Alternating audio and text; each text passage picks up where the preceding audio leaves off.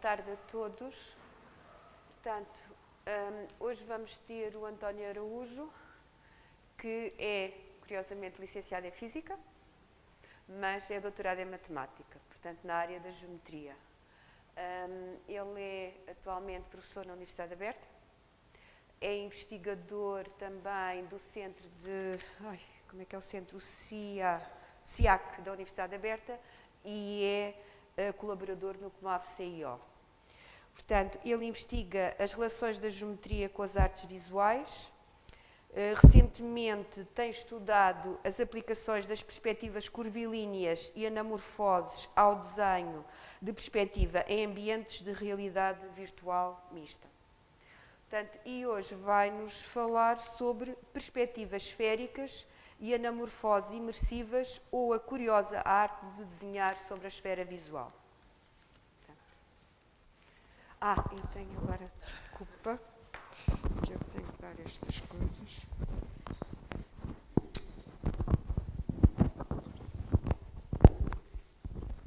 Ajuda-me aqui que eu não... já percebi. Fica bem assim. Ok. Antes de mais, queria agradecer o convite. É sempre bom falar aqui na Faculdade de Ciências, onde eu fiz o meu percurso todo académico, não que a Faculdade de Ciências tenha culpa do resultado final. Eu vou falar-vos de várias coisas, e aliás isto tem vários percursos. Eu pensei que íamos ter alguns alunos do secundário, mas parece-me que não. Mas temos professores do secundário ou de desenho? Ok. Pronto. Eu não sei se me devo focar na matemática ou nos desenhos. Vamos fazer uma mistura. Acho que a melhor forma de começar é com um problema. O problema é como é que eu posso desenhar numa única folha de papel um desenho que contenha toda a informação visual que me rodeia num determinado instante. Mais concretamente, se eu estiver aqui e não me for permitido mover os pés, mas tiver liberdade de olhar em qualquer direção, para trás, para cima, para baixo, há coisas que eu consigo ver e coisas que eu não consigo ver. Como é que eu consigo desenhar todas aquelas que me são acessíveis ao olhar? Uma das soluções, eu vou começar por mostrar a solução e depois vamos falar sobre ela. Uma das soluções é um desenho deste género. Isto é um desenho plano, numa folha A4, é um desenho a lápis, feito à vista. É do ISEL, quem conhece o ISEL talvez reconheça o pátio interior. E por uma questão de contexto, eu consigo perceber que apesar disto ser curvo, eu estou a representar um corredor que é direito. Isto é um corredor que vai da minha esquerda para a minha direita. O corredor, estas colunas, parecem estar igualmente espaçadas e tudo isto vai para dois pontos de fuga, em pontos diametralmente opostos. Esta parede parece estar atrás de mim. Eu estou talvez sentado neste banco ou perto disso. Ele está quebrado, continua deste lado. Há aqui uma coisa, módulo, transição, isto cola de alguma forma à esquerda e à direita. A prova de que isto contém toda a informação da cena é que eu posso reconstituí-la. E essa é a outra questão que eu queria levantar, é como capturar a informação e depois como usar essa informação para reconstituir a noção de presença visual na cena original. E aqui temos um tipo de reconstituição que é, com um software adequado, eu alimento com este desenho A4 e ele coloca-me lá dentro. E eu posso olhar em volta como se estivesse dentro do desenho, ou melhor, dentro do ambiente que gerou o desenho. Se eu vos mostrar um passo intermédio deste desenho, note-se que eu fiz uma versão do desenho no local, mais tosca. E depois o desenho é acabado cuidadosamente em casa, porque para isto funcionar a perspectiva tem que estar exatamente correta. Isto é um passo intermédio, em que com o desenho tosco eu começo a construir as linhas de perspectiva. E nós vemos que, de facto, isto parece uma perspectiva. Tem semelhanças com as construções de perspectiva clássica que nós conhecemos. Temos o célebre chão ladrilhado, que é sempre o problema clássico da perspectiva. Temos a mala está construída com uma caixa que a envolve. E, acima de tudo, estas diagonais das colunas parecem convergir para um mesmo ponto de fuga, só que as linhas que convergem são curvas. E notamos que As coisas que identificamos como linhas parecem ter uma característica. Por exemplo, esta, que vai daí aqui, todas elas parecem ter exatamente 2 pontos de fuga. Okay? Ao contrário do caso clássico, em que cada linha tem ou 0 ou 1 ponto de fuga. Os matemáticos, obviamente, gostam mais de uma situação em que todas as linhas têm exatamente 2 pontos de fuga. E se ouvir este desenho imersivamente, mais uma vez, noto que aquelas coisas que pareciam linhas a convergir para pontos de fuga são, de facto, nesta vista imersiva, são de facto linhas a convergir. Linhas retas e que se portam exatamente como num desenho de perspectiva clássica. E o que pagamos em troca é que notem que agora o segundo ponto de fuga desta família de linhas não está visível. Só conseguimos ver um de cada vez. Okay? Localmente, temos uma perspectiva clássica num objeto que globalmente tem outras propriedades. Não sei se vos mostro já os outros desenhos. Já agora sim. Já agora mais 1 ou 2 exemplos. Mais um desenho. Este também é feito à mão, mas não parece porque é pintado no computador. E tem uma visualização semelhante. Este é muito simples. É um cubo. Mais uma vez com um ladrilho. Aqui temos uma família de paralelas que tem esta forma estranha. E que, mais uma vez, quando vistas imersivamente, tornam-se famílias de retas, convergir para os seus pontos de fuga. Aqui temos as escadas do meu prédio. Infelizmente, o meu prédio não tem este design fabuloso. Isto é a deformação de perspectiva. E aqui vemos na visualização VR, que na verdade pronto, é um conjunto de escadas perfeitamente banal. Isto é a minha sala, que mais uma vez também não tem este design fabuloso. E cá está o inevitável ladrilhado, que é sempre o problema clássico de perspectiva. E pronto, acho que já vimos desenhos suficientes. Vamos passar aqui ao infame PowerPoint. Ups. Vamos ver se isto... Ok. Portanto, apresentamos o problema. Já agora, inevitavelmente, tenho que referir, isto é um trabalho que eu tenho feito no contexto de um curso da Universidade Aberta, um curso de arte e matemática que eu dei a públicos variados. Era um curso aberto para artistas, professores do secundário, programadores, e agora faz parte do doutoramento em média arte digital, precisamente por causa desta conexão entre desenhos feitos à mão e visualizações de realidade virtual, que isso interessa aos informáticos e aos artistas digitais. Mas isto começou, na verdade, com uma coisa bastante mais prosaica. Eu costumo desenhar e sair à rua com um grupo que se chama os Urban Sketchers, que desenha de forma improvisada desenhos rápidos na rua. E era frequente eu ter cenas deste género. Isto é a interseção entre a João 21 e uma outra rua que eu não me recordo. E a de Roma, exato. E pronto, é este problema. Eu quero apanhar a cena toda, ou quase toda, isto não tem os 360. E a forma clássica de o fazer é através da perspectiva cilíndrica, que foi o que eu tentei fazer, a olho, que permite uma visão a 360 graus em volta do eixo dos Zs, mas que está limitada superiormente, de tal forma que eu tive que cortar este prédio aqui. Outra opção clássica é desenhar, esta é mais isotrópica em torno de um eixo central, é desenhar uma reflexão numa esfera. Isto é o conhecido caso da gravura do Escher, mas na verdade isto utilizava-se já no Renascimento. Há muitas pinturas com cena dentro de cena. Por exemplo, há o Gabinete das Curiosidades, em que um dos objetos curiosos é um espelho esférico que está a refletir o resto da sala e, portanto, podemos ver a sala completa dentro do desenho. O problema disto é que uma reflexão, num certo sentido, não é uma perspectiva. Vou falar disso com mais cuidado à frente. Não é uma perspectiva central, pelo menos. O que quer dizer que as oclusões são difíceis de calcular. O que é que está atrás do quê? É difícil de calcular. E à mão é muito difícil. Isto é de trabalho para um computador. Portanto, não é o tipo de perspectiva que se possa desenhar a partir de um plano mental. Eu tenho uma noção de onde é que estão as coisas e vou desenhar. Terá que ser calculado por um computador, ou então teremos que ter mesmo uma esfera à nossa frente e simplesmente copiar. E aí é fácil, não é? Além disso, não é uma perspectiva a 360 graus. Havia uma pergunta? Não? É fácil desenhar à vista.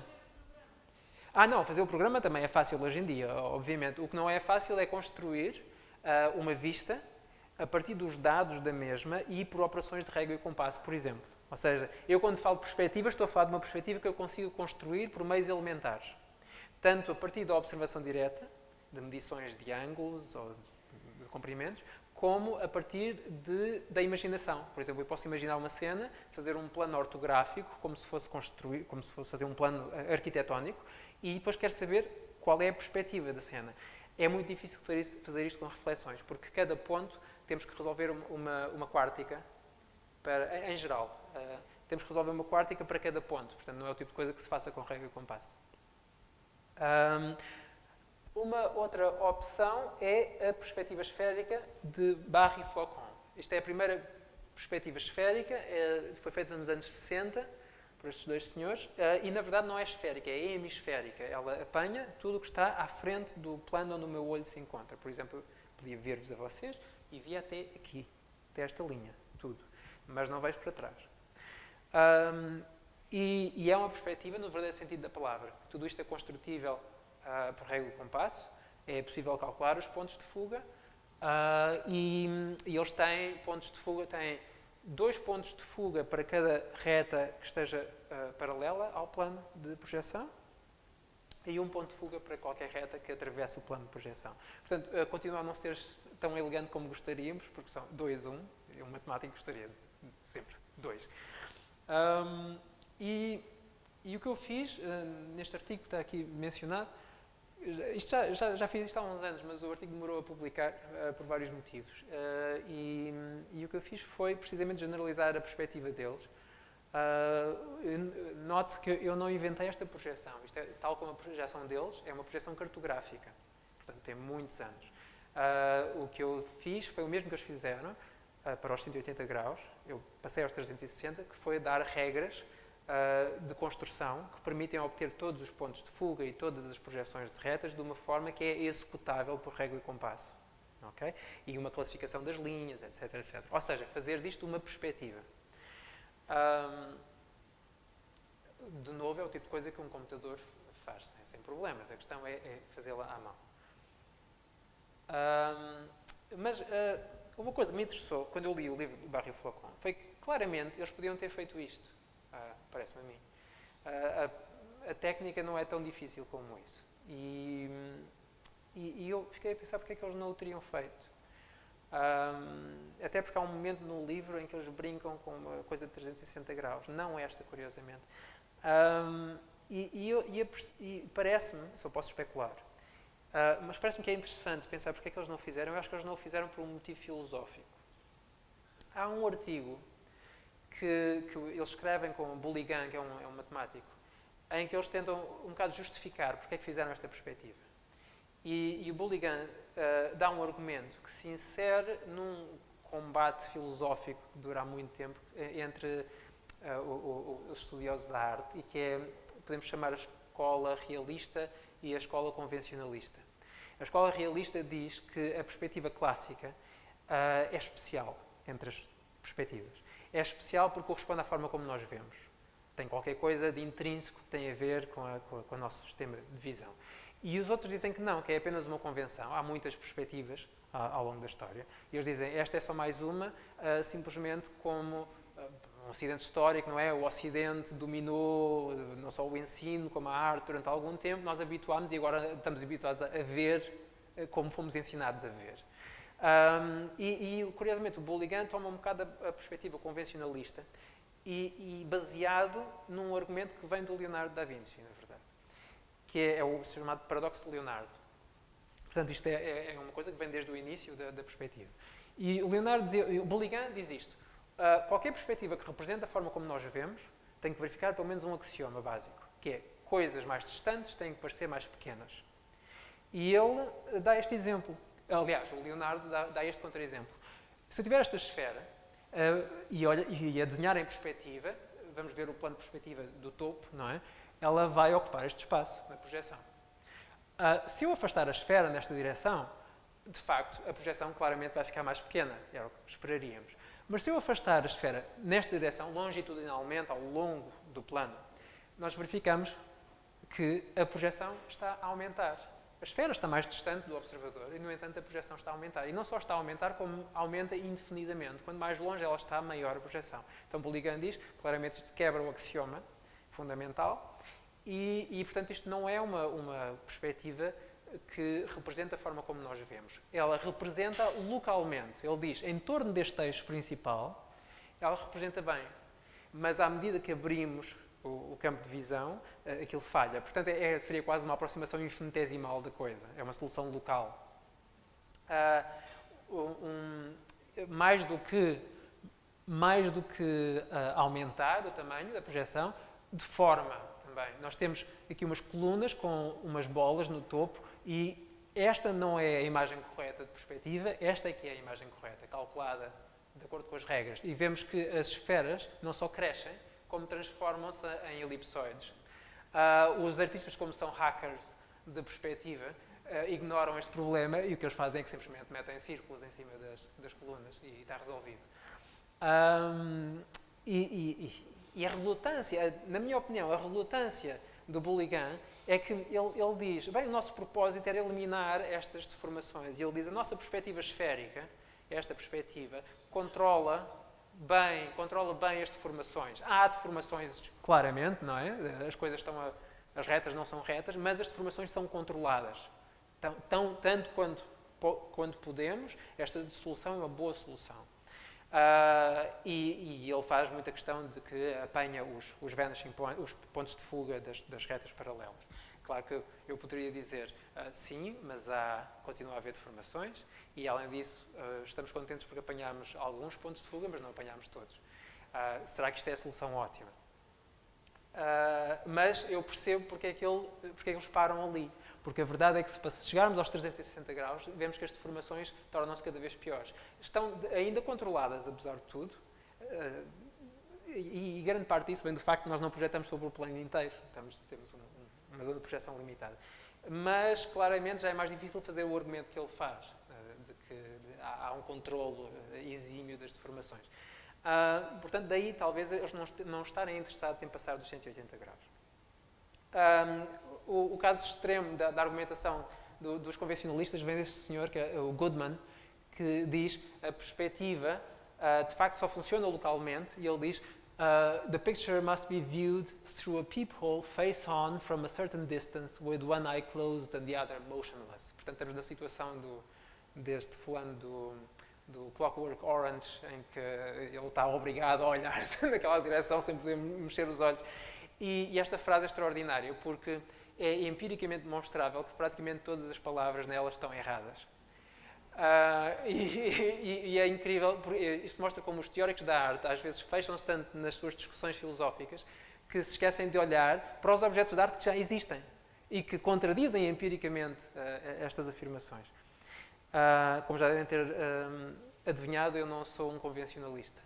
Portanto, e parece-me que o problema, como muitos problemas da filosofia, não todos, mas muitos, baseia-se, é uma questão mal posta, como se diz em matemática, e baseia-se no facto de que está-se a discutir definições e não se está a discutir sequer com cuidado. E a definição que está em causa aqui, para mim, parece-me que é a da anamorfose, que está implícita na discussão. E a anamorfose, vocês todos já viram, de certeza, é este tipo de desenho em que eu fiz, esta aqui é feita a olho, eu costumo fazê-las enquanto espero pelo café.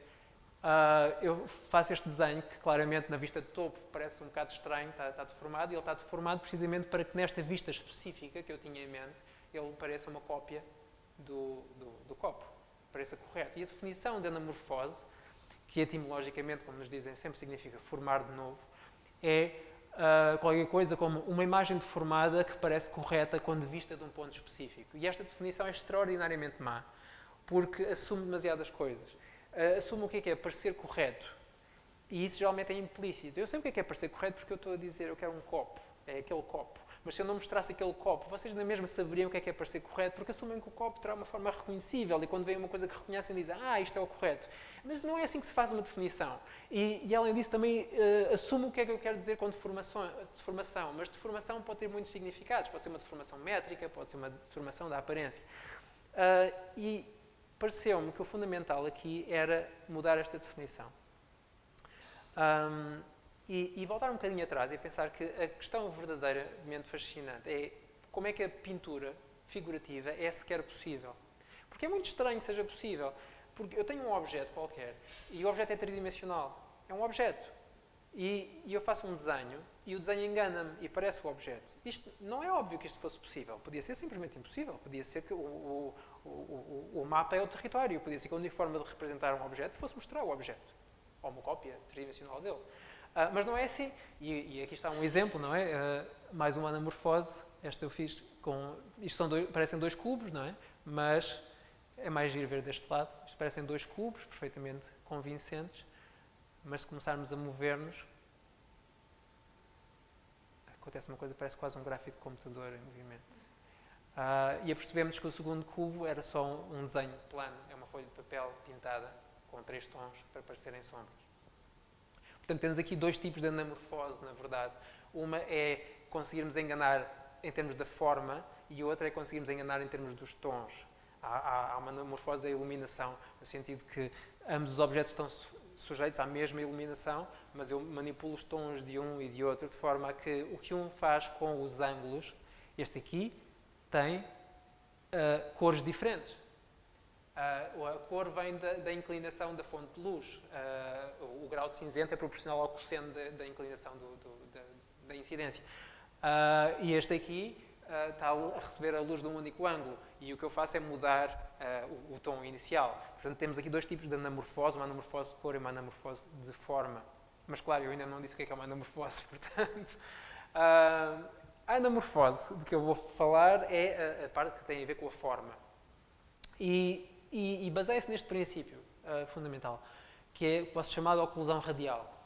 É um facto fundamental da visão humana que, monocular, ou seja, com um olho apenas, que 2 pontos são visualmente equivalentes se estão no mesmo raio a partir do olho.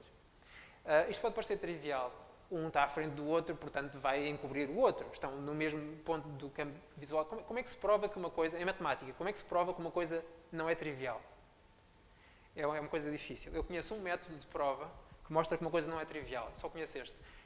Prova-se que é falso. Se for falso, não é trivial. E temos sorte neste caso, porque não só não é trivialmente verdadeiro, como por acaso é falso. E é falso porque, por exemplo, se eu tiver 2 meios ópticos, ar e água, sabemos que há difração. E, portanto, o raio de luz desvia-se. O que quer dizer que, para um observador em que o olho está aqui, estes 2 pontos são visualmente equivalentes, parecem estar sobrepostos. E eles não estão na mesma linha. Portanto, este princípio não é verdadeiro. Não é um princípio matemático, é um princípio da psicofísica. A psicofísica é a parte da física que lida com as sensações. Portanto, isto não é um princípio matemático, é uma formulação matemática de uma circunstância psicofísica que de vez em quando se verifica. Há certas condições experimentais nas quais a visão humana tem esta propriedade. E quando isto se verifica, então há um corolário, que é 2 objetos tridimensionais que subtendem os mesmos raios, o mesmo cone de raios, são indistinguíveis em termos de forma. Por exemplo, estes 2 objetos são muito diferentes, mas subtendem os mesmos raios, consequentemente são indistinguíveis a partir deste ponto, claro. Apenas a partir de um ponto. Isto define uma classe de equivalência, uma relação de equivalência para objetos tridimensionais. E para mim essa é a boa definição da anamorfose. O que eu digo é que 2 objetos são anamorfos em relação a um ponto se subtendem o mesmo cone a partir desse ponto. O corolário disto é que objetos tridimensionais têm anamorfos bidimensionais, porque se eu tiver um objeto tridimensional como este, pego numa superfície qualquer, ponho a superfície entre o ponto de observação e o objeto, o cone interseta com a superfície e a interseção é ela própria, um objeto tridimensional, aliás, é um objeto bidimensional imerso no espaço tridimensional e é o quê? É um desenho, no fundo, não é? A interseção de um cone com uma superfície é um desenho e esse desenho sai como consequência daquele princípio que será indistinguível do objeto real. É claro que sai daqui também que a esfera, enquanto superfície, tem uma propriedade especial. É intrinsecamente melhor do que as outras todas. Porquê? Porque quando eu digo que a visão só depende dos raios, não é? Os objetos só interessam enquanto classes de equivalência de raios, bom, raios e pontos da esfera é a mesma coisa, não é? Cada raio corresponde a um único ponto da esfera e vice-versa. Portanto, todos os objetos vão ter um anamorfo, que é um desenho sobre a esfera que rodeia o ponto de observação. Mais do que isso, isto dá uma definição interessante de ponto de fuga, que não depende... Notem que eu não estou a falar de perspectiva ainda, estou a falar de anamorfose. E a anamorfose, que na escola se damos como uma perversão da perspectiva, na verdade, parece-me, é o conceito fundamental que está abaixo da perspectiva, tanto logicamente como historicamente. E a prova é que nós podemos definir ponto de fuga, por exemplo, sem fazer menção à perspectiva. Nós ainda não estamos a falar de perspectiva e temos aqui uma noção de ponto de fuga muito elegante, que é o seguinte, e agora é mais para os matemáticos, esta parte, do que para os artistas, mas é rápido só. O que acontece é, se eu tiver...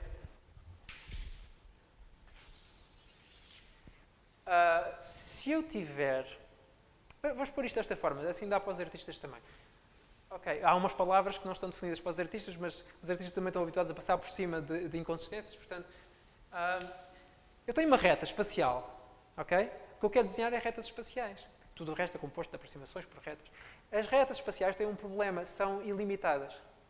Okay? São objetos fechados, esta parte é para os matemáticos, e unbounded. Okay? Vão para o infinito. Eu não consigo desenhar nada que seja infinito. Okay? Eu posso conceptualizar uma reta desenhada no plano, mas não posso realmente desenhá-la. E eu sou interessado na perspectiva enquanto coisa que se desenha.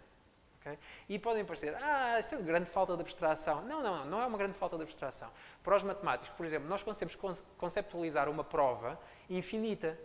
Como é que eu provo um teorema, tipo o teorema de Fermat? Eu podia simplesmente enunciar todos os casos. Não é? Há uma prova que é infinita e aquilo dá sempre para provar. Eu enuncio todos os casos, tenho uma lista infinita e vejo se aparece algum caso ou não. O problema dessa prova é que nós não chamamos prova porque nós não podemos fazê-la. Não é uma prova finita. Mas é assim que nós temos, por exemplo, a noção de verdade para além da prova. Não é? Há uma prova conceptual, que é eu enunciaria todos os casos, ou aparece um caso ou não aparece. Mas nós insistimos em ter provas finitas, provas executáveis. Eu insisto também aqui, não por falta de abstração, mas porque estou interessado nesta outra abstração, em ter perspectivas que são desenháveis. Okay? Portanto, não me interessa a abstração da linha infinita. Mas o anamorfo sobre a esfera da linha infinita é o quê? Bom, uma linha espacial, juntamente com o centro da esfera, define um plano que passa pelo centro. Esse plano, intersetado com a esfera, dá um grande círculo, ou seja, um círculo sobre a esfera que tem o mesmo raio que a própria esfera. E esse círculo, esse grande círculo,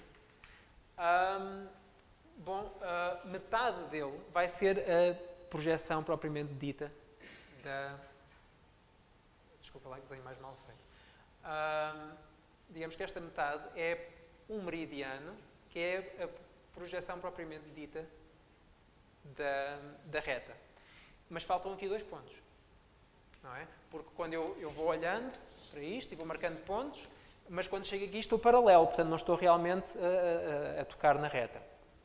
Ora, passamos de uma coisa unbounded para uma coisa que está limitada na esfera. Isso é bom, eu já posso desenhar. Mas eu ainda não sei desenhar coisas às quais faltam só 2 pontos. Não sei como é que se faz um desenho em que faltam 2 pontos no fim. Enquanto matemático, eu resolvo isso fazendo o quê? O fecho topológico. Okay? Eu tiro a aderência da coisa. E eu ganho 2 pontos. E então eu posso definir os pontos de fuga de um conjunto qualquer, simplesmente assim, é a closure, é o fecho topológico do cone em relação ao O, do objeto X, menos o próprio cone. Okay? O que sair daqui são... para isto funcionar, eu tenho que assumir que os objetos exteriores são os próprios fechados. Okay? Senão, eu também posso complicar a definição e fechar antes de tirar o closure. Não interessa. Os artistas espero que não tenham adormecido.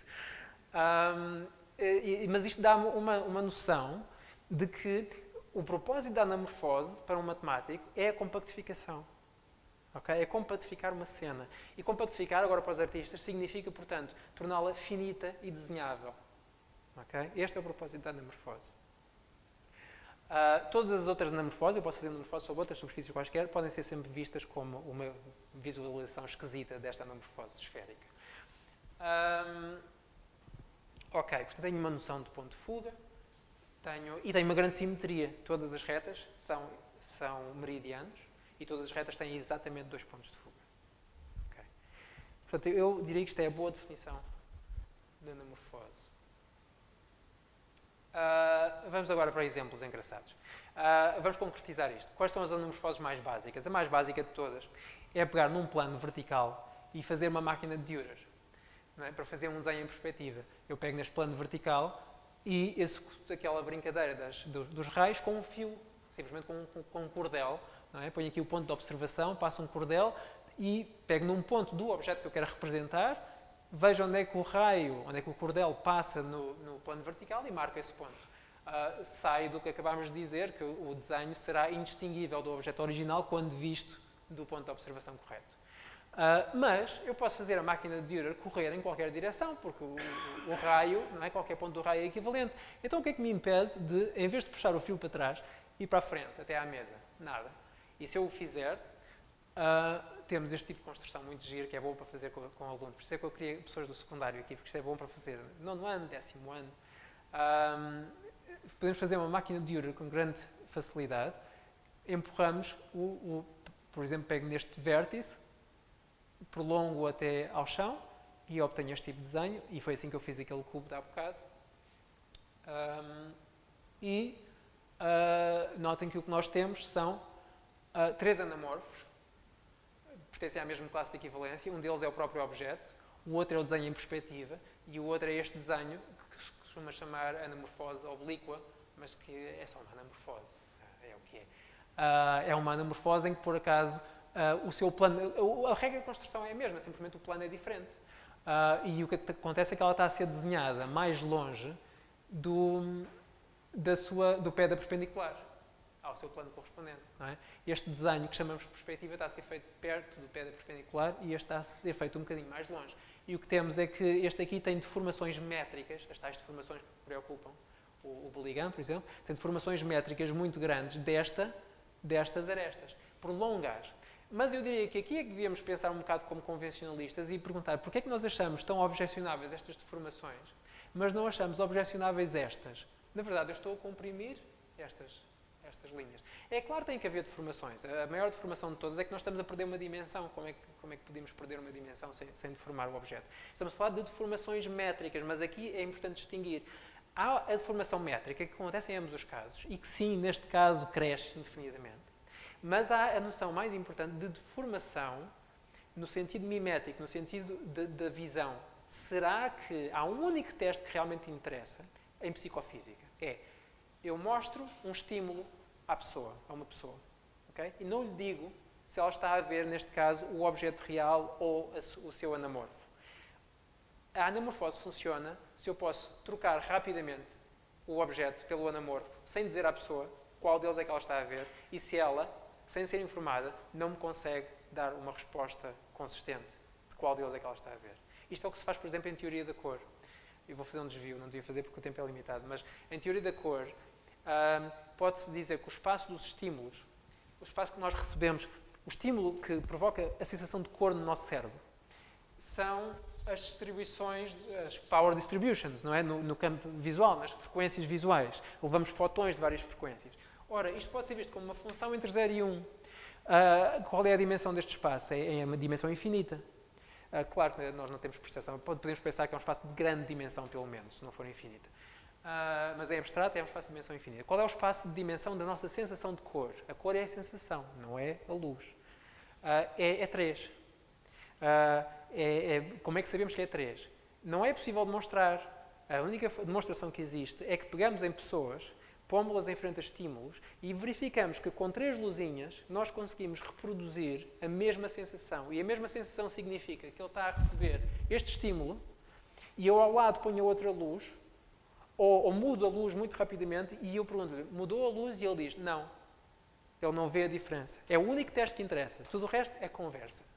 E este teste em psicofísica mostra que a dimensão das sensações é 3. O que é que isso quer dizer? Quer dizer que com 3 luzinhas eu reproduzo tudo. É um bocadinho mais complicado do que isso, mas por agora serve. Na verdade, o espaço das sensações é um convexo num espaço vetorial de dimensão 3. É um objeto. É giro. O espaço das sensações é um objeto geométrico num espaço de dimensão 3. Também daqui o que se pode dizer é que o espaço dos objetos representáveis é R3, não é? Mas o espaço das sensações visuais, a menos da anamorfose, é a esfera, é o S2. Okay? O que é giro. Perdeu uma dimensão e, além disso, é um compacto. Pronto. Ok, portanto, o fundamental aqui é que, de facto, não há deformações miméticas. Não há deformação no sentido de que a pessoa vê a diferença. Okay? Sim, este anamorfo é muito comprido e o outro anamorfo é achatado e não sei o quê. Não interessa. Os 3 são iguais para a percepção, que é o que interessa. E aqui o que se passa é isso, precisamente. Não há nenhum paradoxo de Leonardo. É certo que isto é maior do que isto. Mas isto está mais longe do observador do que isto. Como está mais longe do observador, parece-lhe mais pequeno, apesar de ser maior. Porque está mais longe dele. Ele não está a olhar para esta esfera, ele está a olhar para isto. Isto está mais longe dele. Não interessa que metricamente isto seja maior. O Bulligan, naquele axioma, ele confunde a deformação métrica com a deformação aparente. Há uma deformação métrica, mas é, como dizem os informáticos, it's a feature, not a bug. A deformação métrica que este sofre é exatamente a necessária para que a bola pareça ter o tamanho certo. Ou seja, que ela reproduza a aparência da verdadeira bola. E também esta deformação aqui, não há deformação nenhuma aqui. Aqui é que há uma deformação. Aqui é uma deformação métrica. Mas, se eu puser o olho por cima deste ponto e à altura certa, eu vou olhar de forma rasante para aqueles elipsoides. E porque eu estou a olhar de forma rasante, eles vão sofrer uma deformação óptica. E a deformação óptica vai compensar a deformação métrica, de tal forma que eu vou ver exatamente uma bola. Porquê é que, em geral, isto não acontece? Porque este desenho, para funcionar, tem que estar naquelas condições experimentais. E, em geral, isso quer dizer uma coisa muito simples. Tem que ser grande. Tem que ser grande e eu tenho que estar distante dele, que é para não ter problemas de focagem, etc, etc. E este desenho devia ser feito grande e eu devia vê-lo para aí, daí. Okay? Mas nós gostamos de pôr desenhos em livros. Então o que nós fazemos é uma anamorfose plana que funciona perfeitamente, sem deformações ópticas nenhumas, e depois reduzimos-la porque queremos pô-la num livro. O que acontece é que quando a reduzimos, o ponto de observação vai com ela. E então o ponto de observação é capaz de estar a meio centímetro da página. Ora, a meio centímetro da página eu não consigo pôr lá o olho. E não consigo ver nada, não estou nas condições do tal axioma da oclusão linear. É só isso. Dizer que há um problema com isto é dizer que um garfo é uma má colher, porque eu estou a tentar comer sopa com ele e não funciona. Quer dizer, eu é que não estou a seguir as instruções. E as instruções são simples. A única instrução é põe o olho no ponto pré-determinado. Não pôr o olho no ponto pré-determinado é o único problema da perspectiva clássica. E aqui vemos um exemplo. Esta é a Maria Bianchi, que é estudante do IST. Eu ensinei-lhe a fazer anamorfose e em 10 minutos ela estava a fazer melhor do que eu. E ela fez esta deformação nas jornadas do técnico. Esta anamorfose. E podem ver que funciona perfeitamente, apesar das dimensões grandes e da suposta deformação. Esta aqui fizemos juntos em Óbidos, no Museu de Óbidos. Isto é fita cola, simplesmente. E é interessante porque mostra, aqui temos uma deformação que é uma anamorfose sobre 3 planos. Okay? E é giro pensar onde é que estão os pontos de fuga disto. Lembra-te que tudo, na anamorfose, tudo tem pontos de fuga, exatamente 2. E é giro pensar onde é que eles andam. Se eu fizer aqui uma construção, a forma de determinar pontos de fuga, mais uma vez, é uma coisa que é mal ensinada nas escolas e que vem de há muito tempo mal ensinada. Mas no século XIX era bem ensinada, curiosamente. A forma de pensar nisso é, onde é que está um ponto de fuga? Eu penso na reta espacial, não é a reta desenhada, é a reta espacial. Penso nos objetos espaciais, que estou a tentar representar. Se ela passa por ali, onde é que está o meu ponto de fuga? Eu pego nela e passo-a para o meu olho, por translação. E aponto, a partir do olho. Onde o raio que sai do meu dedo toca o quadro, é onde está o ponto de fuga. Se ela fizer isto, eu aponto assim. Se o meu quadro está aqui, o ponto de fuga está fora do quadro. Mas o ponto de fuga está sempre lá, está no espaço, alguns. E até devemos pensar sempre qual é a primeira superfície que eu intercepto. E eu poderia continuar o desenho, uma parte está no quadro, a outra está no teto, a outra está ali, e os pontos de fuga estão sempre alguns. Também nada me obriga a fazer isto sobre superfícies planas. Esta aqui, isto era uma lata, uma coisa que eu uso para meter o arroz, então com o fio construí, e claro que funciona perfeitamente, não é mesmo? Mas a projeção agora, obviamente isto não são retas, não é? Mas é a mesma coisa. E agora, esta parte seria interessante se tivéssemos aqui professores de educação visual, porque nós não precisamos do fio, nós podemos representar o fio. Vistas ortográficas, portanto, isto pode-se chamar de geometria descritiva, muito simples, não é? Uma vista de lado, uma vista de topo. Temos uma representação de um objeto, que é um L, uma espécie de L. Projetamos daqui até encontrar o chão, descemos a projeção, projetamos daqui até encontrar a projeção que veio de cima, e isto localiza a projeção do objeto sobre o plano horizontal. E o que é giro é que o próprio desenho tem um duplo papel. O desenho que serviu de projeção ortográfica serve de anamorfose e diz-nos exatamente onde é que tem que estar o olho. O olho tem que estar por cima deste ponto do desenho e tem que estar a esta altura, acima desse ponto, por cima da folha. E se colocarmos uma câmera nesse ponto, o resultado é esta imagem. Dá a sensação de tridimensionalidade do objeto. Isto era bom. Eu defendo que devíamos dar anamorfose como a primeira coisa na educação visual. Porque é a coisa mais básica de todas, é a mimese. Tal como em teoria da cor, a primeira coisa que devia ser dada é a teoria CIE, que é aquela coisa que eu vos disse, que reduz as dimensões do espaço das sensações. Isso é a coisa mais básica. A arte é uma coisa muito mais complexa do que isso. A arte é uma coisa de fenómenos globais. Por exemplo, a mimese pode ser feita com aquele desenho todo curvo que eu vos mostrei no início. Vocês conseguem reconhecer o desenho. Há um tipo de mimese, vocês interpretam. Mas esta é a interpretação direta, que não tem que ser mediada por pensamento, ou por cultura, ou por não sei o quê. É aquela tal interpretação que interessa aos psicofísicos, que é, se eu substituir isto pelo outro estímulo, será que eu consigo dizer a diferença?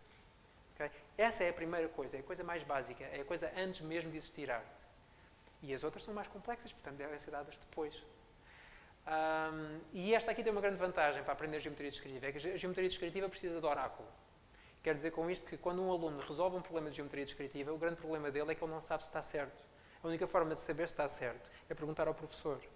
Porquê? Porque geralmente ele está a falar de peças imaginárias, está a construir peças, ou ele nunca vai fazer as peças. Portanto, ele tudo o que tem é um diagrama, que supostamente tem uma solução. Mas ele não sabe, porque a única forma de saber se está certo é já saber geometria descritiva, e isso é o que ele está a tentar saber.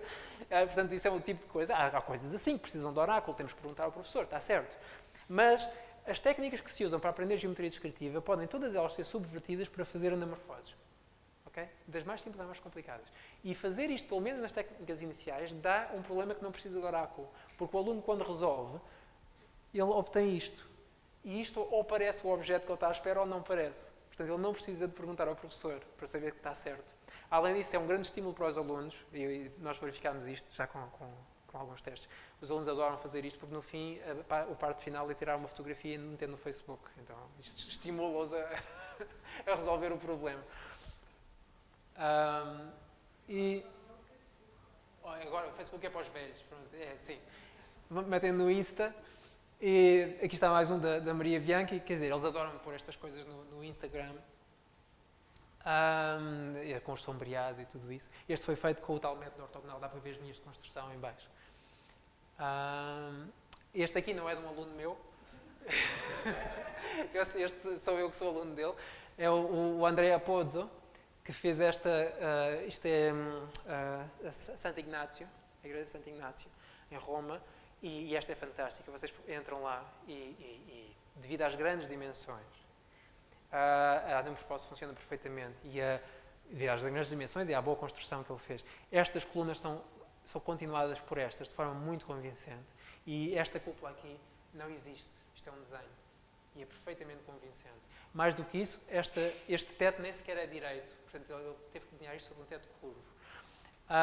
E as técnicas foram estas que eu referi, uma mistura de geometria descritiva entre aspas, sombras, supostamente ele projetou luz contra grelhas para projetá-las no teto, todo o tipo de artifícios. E isto desmente completamente aquela frase que eu disse que estava totalmente errada. Que o desenho em perspectiva ou em anamorfose plana, que é a mesma coisa, só funciona quando o olho está parado, a olhar fixamente. Quer dizer, uma pessoa entra nesta igreja, até pode falhar por metros o ponto correto, antes daquilo começar a degenerar. Mas eu entro na igreja, eu posso olhar em todas as direções e aquilo podia ter 360 graus. É só preciso que o desenho esteja suficientemente longe para que eu não veja a diferença por diferenças de focagem. Não é? Porque quando o meu olho está a focar, se eu focar mais perto ou focar mais longe, o que está a acontecer é que eu estou a quebrar o tal princípio. Porquê? Por aquele motivo de há bocado. Porque quando eu estou a focar, estou a utilizar as propriedades de lente, específicas das lentes. Estou a utilizar difração. E além disso tenho as sensações, e isso reproduz uma sensação muscular. Eu sinto que estou a forçar o olho para focar aqui mais perto ou mais longe e percebo que as coisas não são tridimensionais. Mas se o objeto for grande, está distante, eu perco essas outras pistas e estamos nas condições ideais para a anamorfose. Não tem nada a ver com os ângulos serem pequenos. Os ângulos podem ser 360 graus. Portanto, estamos exatamente, a justificação do Bulligan é exatamente o oposto do que ele disse. Na verdade, num certo sentido, não existe deformação de perspectiva clássica e, o que é que eu diria? Na perspectiva clássica existe deformação métrica, mas não existe deformação aparente, se ela for bem feita. Na perspectiva esférica, existe deformação métrica, que é evidente, olhamos para lá e vemos as curvas. Existe alguma controlada deformação métrica e existe deformação aparente. Existem ambas. Portanto, o argumento é mau e, acima de tudo, não descreve a verdadeira conquista deles, que foi fazer uma perspectiva que captura 180 graus, com deformações bem controladas, essa parte é a verdade, mas, acima de tudo, uma perspectiva verdadeira, no sentido em que pode ser calculada com régua e compasso. Foi essa a conquista deles. E chega. Mas eu ainda não disse o que é uma perspectiva. Ok? Agora vou dizer isso. Uma perspectiva é uma composição de dois maps. O primeiro é dois processos. O primeiro é anamorfose sobre uma superfície. Pode ser a esfera. Se não for a esfera, no fundo é sempre a esfera, visto de uma certa maneira. E a outra é planificação dessa anamorfose. Temos aqui um exemplo muito simples. Temos uma anamorfose de um cubo contra um cilindro, construída com geometria descritiva, mais uma vez. Com esta construção, eu consigo fazer a anamorfose primeiro sobre um retângulo no desenho. E depois posso recortar o desenho. E como um retângulo é um cilindro, é isométrico, existe uma isometria entre os dois. O que eu posso fazer é, eu pego no retângulo e colo. E obtenho isto, obtenho o cilindro. E, se eu puser o olho onde o desenho especifica, de repente estas coisas tortas tornam-se direitas. Okay? E tenho a anamorfose. E, portanto, tem este jogo entre um desenho plano que contém toda a informação da anamorfose, mas que não é uma anamorfose. Porquê? Porque não é uma ilusão de óptica, não me engana. Okay? E este outro desenho que é uma anamorfose e que está sobre uma superfície curva. Então, uma perspectiva é só isto. É uma anamorfose seguida de uma planificação. É uma coisa que preserva da anamorfose, não o efeito, mas a informação. Okay? E, portanto, pode ser reconstituído. É o que eu fiz no início com aquele desenho que eu meto no computador e ele reconstitui a sensação. Porque a informação está lá. Okay? Mas porquê é que eu estou interessado nisto, em passar para um plano? Pelo mesmo motivo que em cartografia. O cartógrafo sabe perfeitamente que a única representação correta do globo é o globo. Okay? Tudo o resto, todas as cartas geográficas vão deformar aquilo. Mas ele tem interesse em deformar. Porquê? Por um motivo prático. É que eu não dá jeito de desenhar num globo. Não posso usar réguas, por exemplo. Eu quero usar réguas, quero usar compassos, e para isso tem que estar no plano, porque senão é muito difícil. É só por isso. E a perspectiva é a mesma coisa. Nós temos uma representação anamórfica que acontece no espaço, numa superfície imersa, e depois temos a informação no plano onde eu posso trabalhar. E depois há uma ligação entre as duas. Passagem de uma para a outra. E a ligação interessante é, lembra-se que nós começamos em R3, excepto um ponto, excepto o ponto de observação, e daqui vamos para R2, ou seja, para os artistas, começamos no espaço e vamos para o plano, onde queremos desenhar. E pelo meio, isto é a perspectiva, e pelo meio passamos por uma superfície de projeção, uma superfície anamórfica. E é isto é a anamorfose, e isto é o achatamento, a planificação. Okay? No entanto, estas setas estão exatamente ao contrário. Vamos ver porquê. Isto é típico em geometria também. As setas nunca estão na direção que nós achamos. E vamos ver porquê. Vamos dar mais um exemplo de uma perspectiva. Portanto, é outra vez com um cilindro, só que desta vez o ponto de observação está dentro do cilindro. Se eu tiver retas, elas projetam-se como arcos de elipse, e se eu abrir o cilindro, os arcos de elipse transformam-se em arcos de seno. Okay? É fácil fazer esta experiência. Se pegarem num cilindro de papel, metam dentro de água, é enviesado. Se tirarem o cilindro, ele fica com uma cor diferente porque está molhado. E a parte que está molhada, se agora cortarem o cilindro e abrirem, vem uma perfeita sinusoide. É uma experiência engraçada. Esta imagem que eu obtive aqui é esta. Okay? Isto é o exemplo daquela perspectiva inicial. Em que estas linhas aqui, se estivessem bem desenhadas, esta não porque esta sobe, mas esta linha aqui é uma sinusoide. Se estivesse bem desenhada, seria. E o jogo, mas isto não é anamorfose, mas o jogo de passar para a anamorfose é enrolar. E o que é giro é que isto era feito no século XIX. No século XIX, o IMAX da época, que era extremamente famoso, era a grande sensação, e desapareceu completamente, mesmo da nossa memória. Ao ponto que há um edifício onde isso foi feito e ainda no início do século XX já alguém escreveu um tratado a explicar para que é que aquilo servia, porque já ninguém se lembrava. Haviam estes edifícios gigantes que se chamavam as rotundas. Esta foi a primeira, em Londres. Se não me engano, foi feita por um irlandês. Ou um escocês. Acho que era um irlandês. As pessoas vinham para esta plataforma e tinham este desenho feito em perspectiva cilíndrica, mas enrolado à volta delas. E como está enrolado, já não é um desenho em perspectiva cilíndrica, é uma anamorfose cilíndrica. E elas tinham a ilusão de estar... Era um IMAX, mas sem óculos. Como aquilo era grande que chega, causava a ilusão. E ainda existe um, pelo menos na Europa, que é em Waterloo, no Museu de Waterloo. É possível sentarmos no meio de um grande cilindro e ver a Batalha de Waterloo do ponto de vista do Wellington, no topo do monte onde o Wellington aguardou pelo Napoleão. E havia a batalha, estão a restaurar que é a Batalha de Gettysburg. Era muito frequente fazerem representações de batalhas, mas também havia a vista do Bósforo a partir, sei lá, de Águia Sofia, qualquer coisa do género. Paisagens famosas e por aí adiante. Isto era de tal forma realista para a época, e acredito que fosse mesmo realista. Atenção, em geral a tecnologia não melhora as coisas, apenas as torna mais baratas e mais abundantes. Não é? Nós temos, no IMAX temos uma coisa que não é melhor, simplesmente tem 30 frames por segundo e eles tinham uma frame por 30 anos. Mas a frame era melhor. Isto era de tal forma realista que os poetas românticos reclamaram que isto destruía a imaginação, porque não deixava nada para a imaginação humana. Era uma péssima pintura para destruir a imaginação. Pronto, e agora, ok, já vimos aqui o que é uma perspectiva.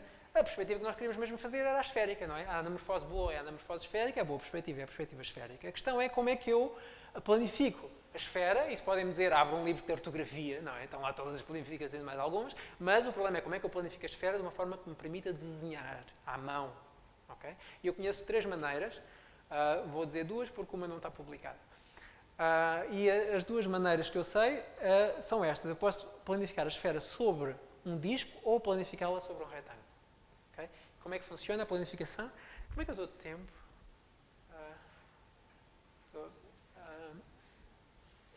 10 minutos, ok.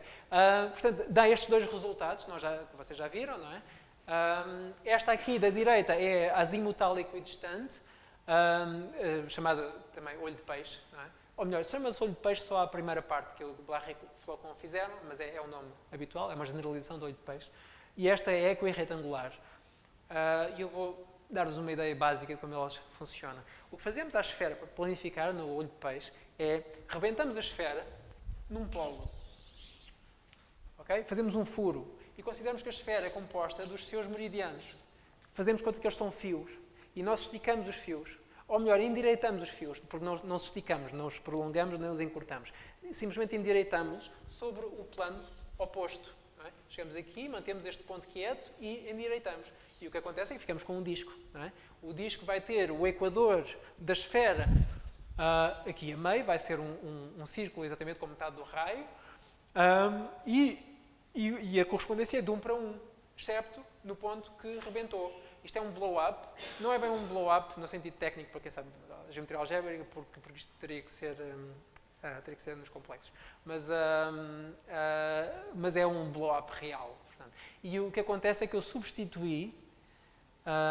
Bem, se isto fosse um blow-up, isto dava um P1. Não é? Eu substituí o ponto por um círculo.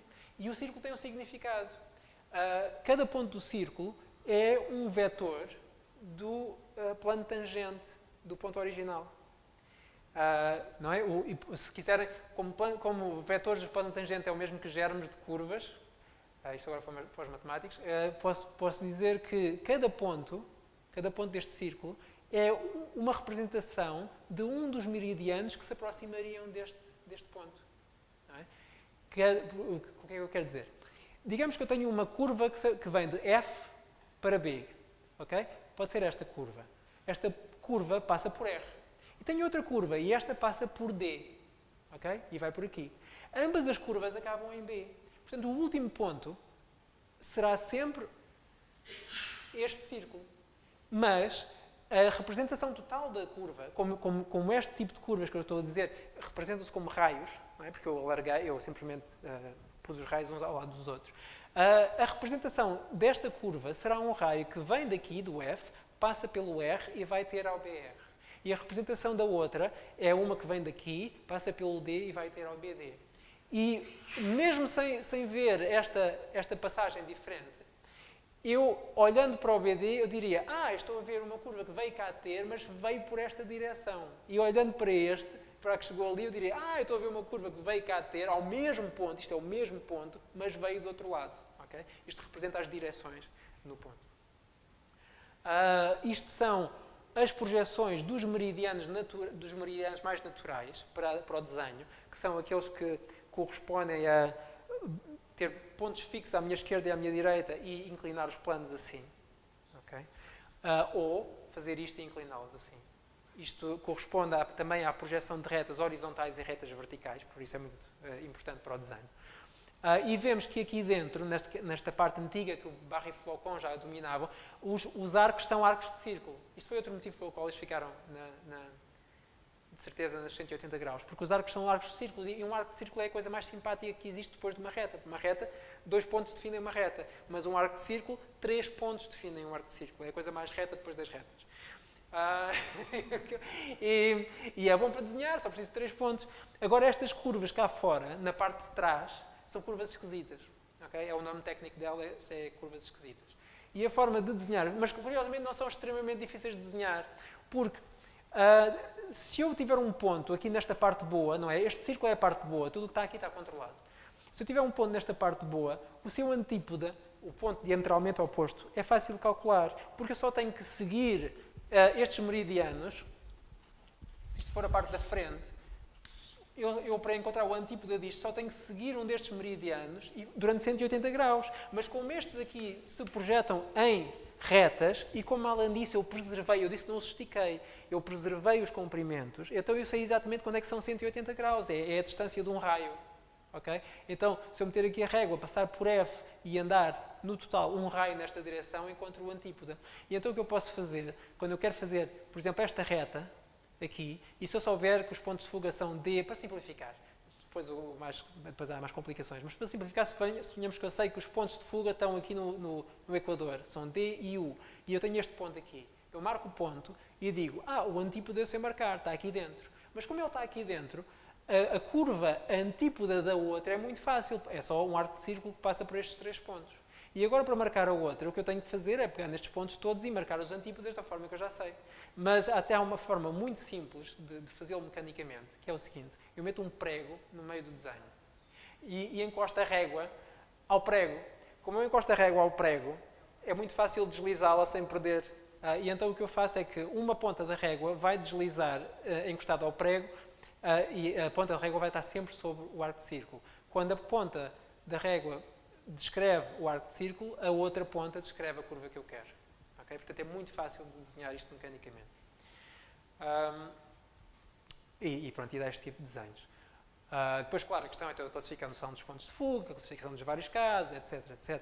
Mas não é nada terrivelmente complicado. E dá este tipo de desenhos. Este aqui são, mais uma vez, as escadas do meu prédio. Estão a ver os pontos de fuga?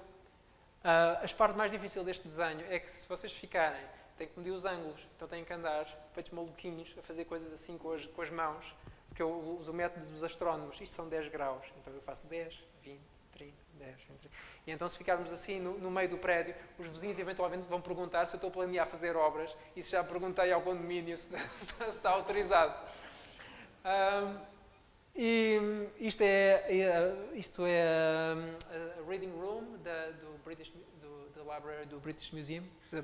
Sim. Isto é Faculdade de Belas Artes, e aqui se torna-se mais interessante porque aqui eu não estou a seguir as regras. Aqui dentro isto é o olho. E mais ou menos aqui dentro estou a seguir as regras. Mas se eu seguisse as regras, esta escadaria é igual a esta e eu estava no meio. Portanto, esta distância daqui até aqui devia ser o mesmo que esta distância daqui até aqui. Mas isso não tornava o desenho interessante, porque só ia ganhar espaço para que esta janela, muito deformada, estivesse aqui a ocupar um grande espaço. Isto não me interessava. Portanto, por que raio é que eu não hei de aumentar a coisa? Além disso, estas escadas, isto é uma perspectiva central, portanto eu só vejo o que está a partir de um ponto. Estas escadas não estavam estritamente visíveis do ponto onde eu estava, mas eu quero representar as escadas, portanto, porquê é que eu não utilizo o espaço que eu tenho para deformar livremente? O propósito da perspectiva é saber as regras, que é para poder segui-las quando eu quero e poder quebrá-las quando eu não quero. Mas saber as regras primeiro, porque senão não estamos a quebrar regras nenhumas, estamos só como os bebés a agitar as mãos e as coisas partem-se à nossa volta e nós dizemos que é arte. Este é um outro exemplo. Este quase que segue as regras, mas não realmente. Este é um barco muito giro na Suécia. É Estocolmo. Que serve de hostel. E é relativamente barato. E eu durante a noite punha-me a tirar medições. E cá temos isto. No fundo, eu queria era meter um mastro no desenho. Não é? Ele devia estar a convergir para o mesmo ponto que este mastro. E não está. Não está. Porquê? Porque este mastro eu queria que ele convergisse mais ou menos para aqui, mas este mastro ficava mais bonito assim, portanto eu pus o mastro como me apeteceu. Quer dizer, isto serve para nós sabermos o que estamos a fazer. Ok, segunda perspectiva é a equirretangular. Esta tem a vantagem que é o formato que usam os engines do Facebook. Portanto, se eu fizer isto corretamente, posso mandar para o Facebook e ele dá aquela visualização que vocês viram há bocado. Como é que esta funciona? Muito rapidamente. Ela funciona assim. Rebentamos 2 pontos desta vez. Rebentamos este ponto e este ponto. E mantemos o equador e endireitamos, não esticamos, os meridianos. E então formamos um cilindro, não é? Levantamos dos dois lados, formamos um cilindro. Bem, se temos um cilindro, podemos cortar o cilindro e abrir. Okay? Então isto é em 2 passos, temos um retângulo, onde temos o equador aqui no meio. Isto é à minha frente, à minha esquerda, à minha direita. E estes 2 pontos estão rebentados, portanto, tudo isto é o topo, tudo isto é o fundo. Como temos pouco tempo, vamos andar um bocadinho rápido. Podemos comparar as duas, não é? Mas isso já vimos há bocado. E a questão é que... Vou saltar isto. E a questão é como é que nós fazemos estes desenhos. Nós teríamos que saber como projetar retas. E se formos ver a expressão das retas, não é nada simpático, não são arcos de círculo. A longitude em função da latitude dá uma coisa deste género. Arco tangente de, isto são parâmetros, cosseno de seno, não sei o quê, vezes o tangente, não sei o quê, isto não dá para desenhar. E o aspecto disto num plot são uma espécie de sigmoides, isto são famílias de paralelas a irem para o mesmo ponto de fuga. Isto também não é muito agradável de desenhar, claramente, então parece que estamos um bocado entalados. Mas devemos lembrar-nos que quando tentamos desenhar retas, é má ideia desenhar retas. É típico em matemática que é má ideia tentarmos fazer aquilo que queremos fazer. Geralmente temos que fazer um circuito à volta, fazer outra coisa aparentemente mais complicada que na verdade simplifica. E a coisa que simplifica é não desenhamos retas, desenhamos as geodésicas, os grandes círculos. E lá dentro estão as retas. E se tentarmos desenhar as geodésicas, vemos que na verdade a geodésica completa é uma coisa deste género, que pelo menos já é simétrica. Não é? E temos expressão mais simples, arco tangente, perdemos um daqueles termos, arco tangente, tangente φm, isto é um parâmetro, cosseno, aqui está a única variável, e aqui temos outros parâmetros. E as tais sigmoides são simplesmente cortes destas coisas entre 2 pontos de fuga. Portanto, o que desenhamos é a coisa grande e depois andamos ali com uma janela em que cortamos uma secção. E como desenhar a coisa grande? Bom, a primeira coisa a verificar é que se calhar não precisamos.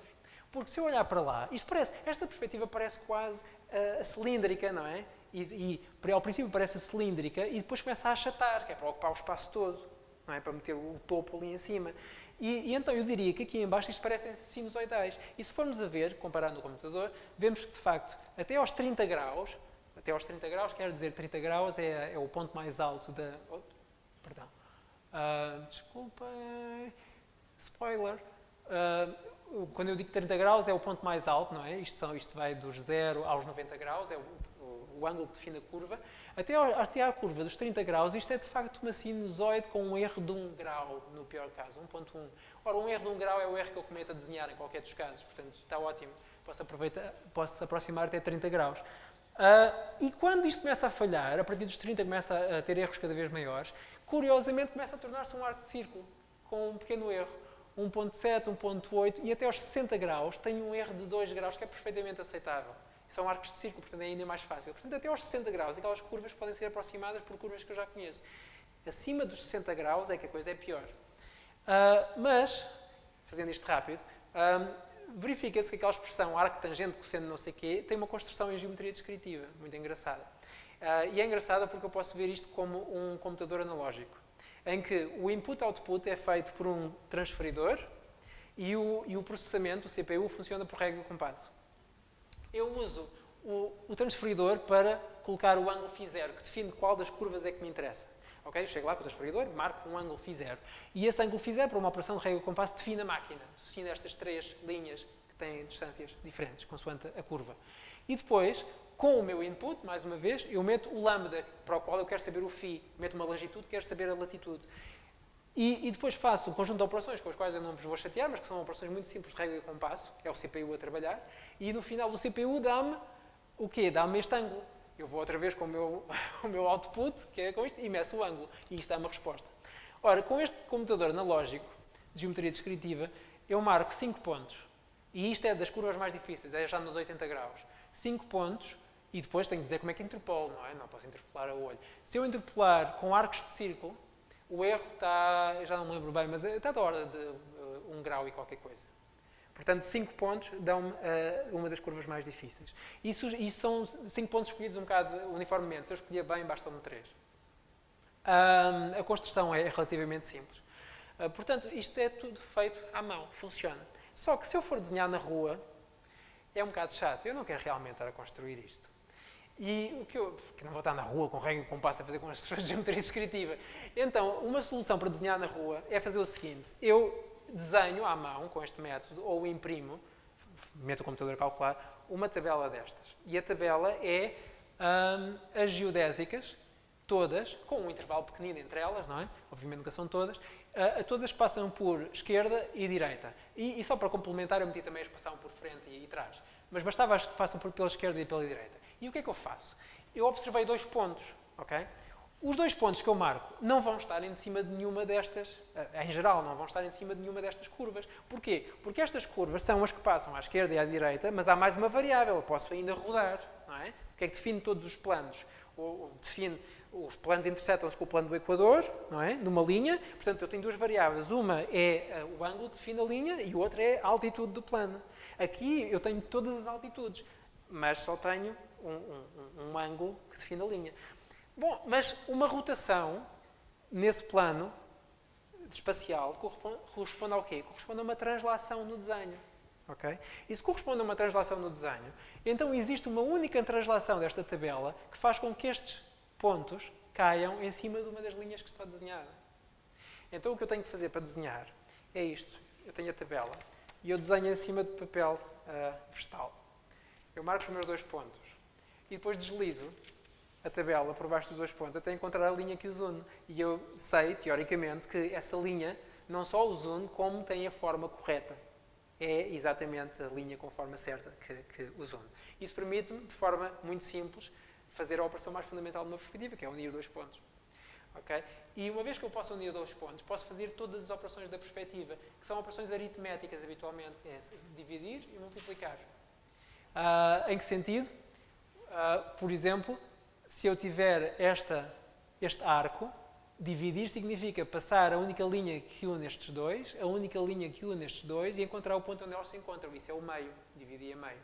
E se eu passar a única linha, se eu encontrar o meio aqui, Se eu passar a única linha que passa por aqui, pelo meio aqui, duplico. Ok? Multiplicar, dividir. E isto permite-me desenhar, neste sentido, obviamente, eu medi, com o meu método habitual de astrónomo, medi os ângulos que determinam este arco. Portanto, tive que medir a altura angular, para baixo também, e aqui à esquerda e à direita. Mas eu não medi estes, porque seria uma péssima ideia tentar medi-los, porque eles estão a ficar cada vez mais pequenos, portanto o erro vai crescer e eles não vão bater certo uns com os outros. Portanto, o que eu verifico é que eles são iguais. E uma vez que eu saiba que eles são iguais, eu meço este e todos os outros eu construo da seguinte forma. Já sei passar linhas por pontos. Então, há uma única linha que passa por estes dois pontos. Eu envio-a até aqui. E eu sei que ela vai convergir num ponto de fuga que tem que estar à minha esquerda, porque ela está no plano à minha frente, portanto vai convergir na esquerda. Então eu passo uma vertical e intercepto esta linha e encontro este ponto. Este é o ponto de fuga. Este é o ponto de fuga desta diagonal. Mas então, como estes intervalos são iguais, também terá que ser o ponto de fuga desta outra diagonal. Então o que eu faço é, agora que tenho o ponto de fuga e que tenho este ponto, porque já o medi, passo a única linha que passa por aqui e que vai ter aqui. E encontro o ponto onde essa linha toca a parte superior. Aí tenho que passar a próxima coluna. Okay? E agora repito o processo indefinidamente. Está na hora. Isto é o autocarro, onde eu viajo todos os dias. Não está acabado porque as pessoas olham para mim como se eu fosse louco, porque eu estou a tentar medir os ângulos do autocarro. Isto é uma grelha e havia só uma coisinha que eu queria dizer, que é como é que se fazem grelhas em eco e retangular. Vamos ver se dá tempo. Um método, eu chamei-lhe o método da cobra ping-pong. Porquê? Porque, como é que se mede, como é que se faz grelhas em perspectiva clássica? Muito rápido. Nós fazemos o seguinte, vemos a coisa de cima e esta parte, a grelha, interseta de forma uniforme o plano da projeção, da perspectiva. Então faz um conjunto de pontos uniformes. Nós mandamos isto para o ponto de fuga comum, não é? Que sabemos que está no equador. E depois, para saber onde é que eles se dividem, porque sabemos que vamos ter que dividir as horizontais, mandamos uma linha a 45 graus. Uma linha a 45 graus interseta cada fila apenas uma vez. E onde interseta, nós passamos a perpendicular. Ora, isto não funciona aqui, devido à forma da perspectiva. Porquê? Porque o que é que acontece? Que linhas são estas? Nesta perspectiva, são dois quadrados aqui, equador, e o que é a linha a 45 graus? Isto são 90 graus, isto é o ponto à minha direita. A linha 45 graus é isto. Portanto, estas coisas são todas desconexas, não há interseções nenhumas, é tudo uma grande complicação. Mas dá para fazer a coisa. Faz-se, curiosamente, isto é muito esquisito, faz-se não com uma linha de 45 graus, mas com duas. Ok? Então o que eu faço é isto. Primeira linha de 45 graus. A clássica. Ok? Passo-a, qual é a forma dela? É isto. Estamos só a ver o que está entre frente e direita. O resto é por simetria. Agora, eu passo uma segunda linha em cima. Tenho que fazer uma medição só, que é ver onde está o primeiro ladrilho. Portanto, meço só um ângulo. Meço o ângulo e marco... desculpem, mouse. Marco o ladrilho aqui. Okay? Encontro este ângulo e agora passo esta linha. Eu sei passar linhas, tenho este ponto nos 45 graus, vai para o mesmo ponto de fuga. Uso aquele método para unir dois pontos. Ok, agora tenho estas duas linhas. O que é que eu faço? Agora vejo que a linha horizontal que parte deste ponto e que vai para a direita, vai interceptar esta linha precisamente onde há um novo ladrilho. Okay? Então intercepta as duas. Eu sei unir dois pontos, portanto sei unir este ponto ao seu ponto de fuga e encontro esta interseção. Como encontrei esta interseção, agora, onde é que eu estou? C é este ponto. O que é que eu faço agora? Vou para a frente. A partir de C, se eu for para a frente, o que é ir para a frente? É unir este ponto com o ponto de fuga da frente. Se eu for para a frente, encontro outra vez o ladrilho. Okay? E agora repito, simplesmente. E isto chama-se a cobra ping-pong, porque a construção é feita a fazer ping-pong entre duas linhas de 45 graus e o resultado é uma cobra que sobra por aí acima. E isto dá uma grelha uniforme. E pronto, e havia mais coisas, mas não vou dizer. Obrigado.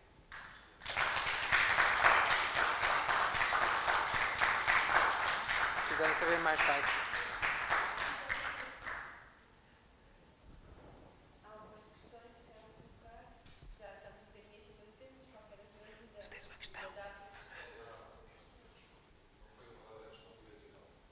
Não, a questão da reflexão esférica, porque é que não é uma perspectiva? Sim, pode ser.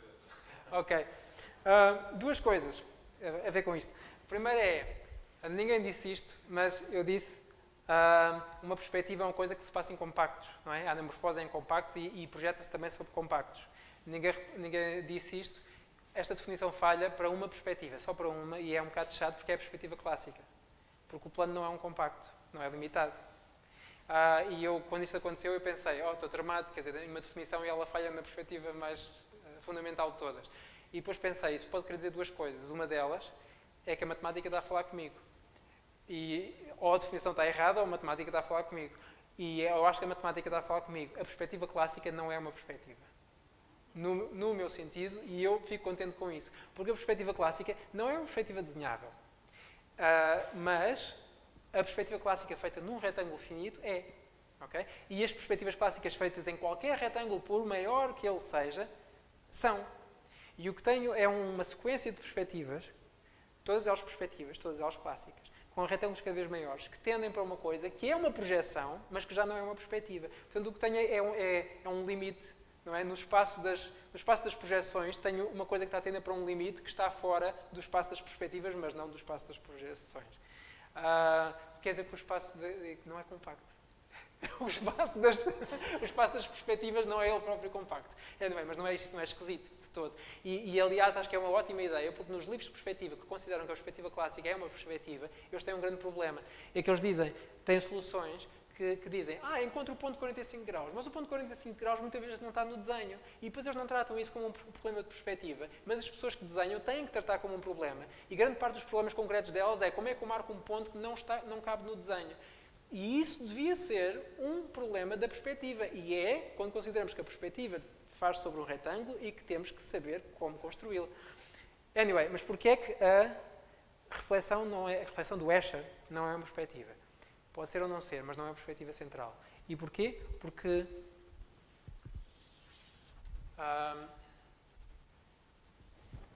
nem precisa ser na esfera. É o mesmo problema da difração.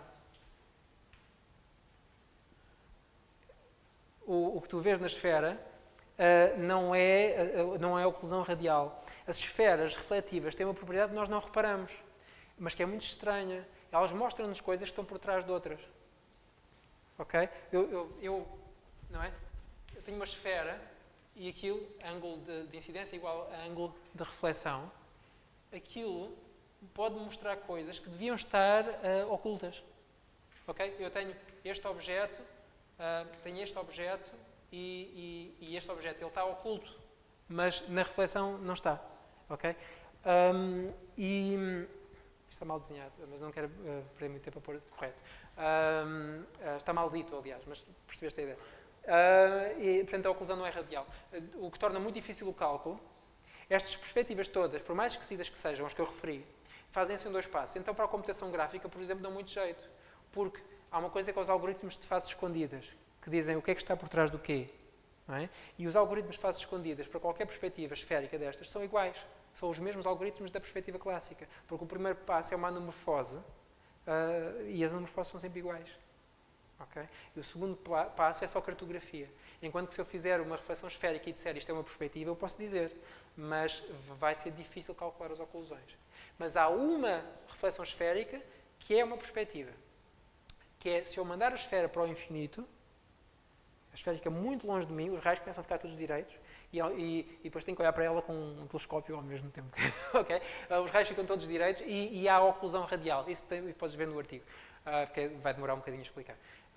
Mas aí ela gera uma perspectiva. Mas não é a mesma perspectiva. É parecida com a perspectiva esférica, mas não é a mesma. É a perspectiva esférica, mas aqueles raios estão contraídos. Os meridianos são contraídos. Acho que multiplicam por cento de qualquer coisa. Portanto, é uma perspectiva parecida, mas mais difícil de desenhar. Há mais um passo. Portanto, não tem grande interesse. E é por isso que a perspectiva esférica não é uma perspectiva.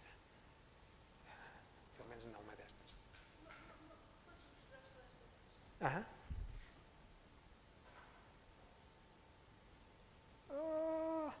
Se calhar é mais fácil voltar ao início.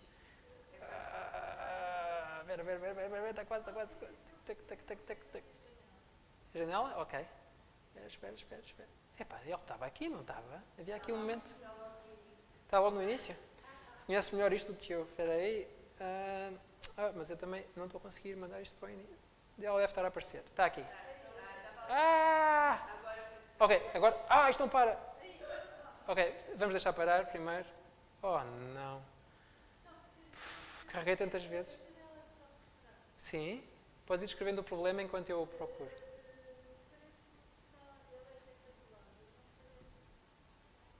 Ela é retangular? Sim, sim. Ela é igual à janela do lado.